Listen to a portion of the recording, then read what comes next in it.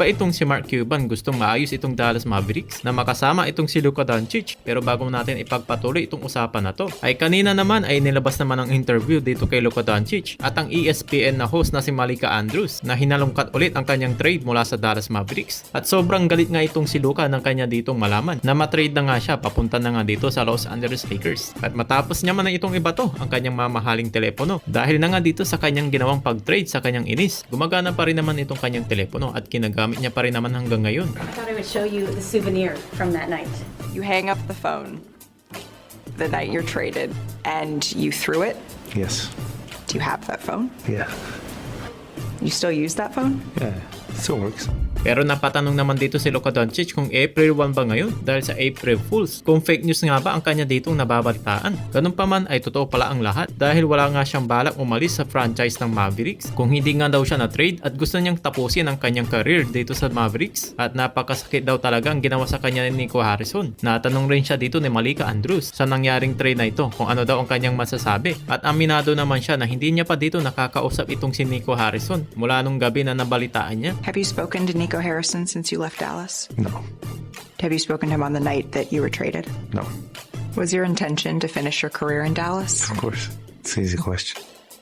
So talagang wala ditong pasabi ang GM ng Mavs na talagang tinrade lang siya dito ng Dallas Mavericks na walang kalam-alam. Nang dahil na nga dito sa kanyang sobrang inis dito kay Nico Harrison ay isang tingin niya lang dito sa kanyang mamahaling basag na telepono at agad niyang maalala ang ginawa sa kanya ng Dallas Mavericks sa biglaang trade. Sino ba naman dito ang magkaakala ang team na dinala niya dito sa NBA Finals sa edad pa lamang dito ng 25 years old ay ganun-ganun ka na lang bastang iti-trade. Kaya naman ay ito naman ang sinabi dito ni Luka Doncic patungkol na nga dito sa kanyang former team at Mavericks fans ay gusto na nga niya dito mag-move on. And I just want to move on.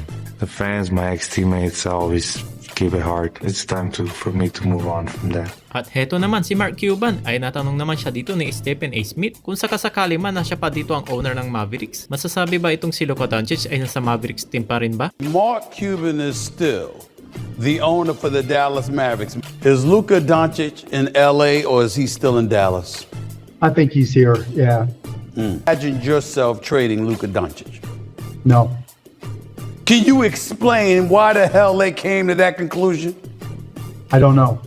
You still don't know? Pero sinabihan niya daw dito si Nico Harrison through text na wag nang ituloy itong trade na to. Pero natuloy pa rin nga at wala na nga raw dito sa kanyang desisyon. Get a text, and it was from our general manager, and I thought he was asking me of what I thought.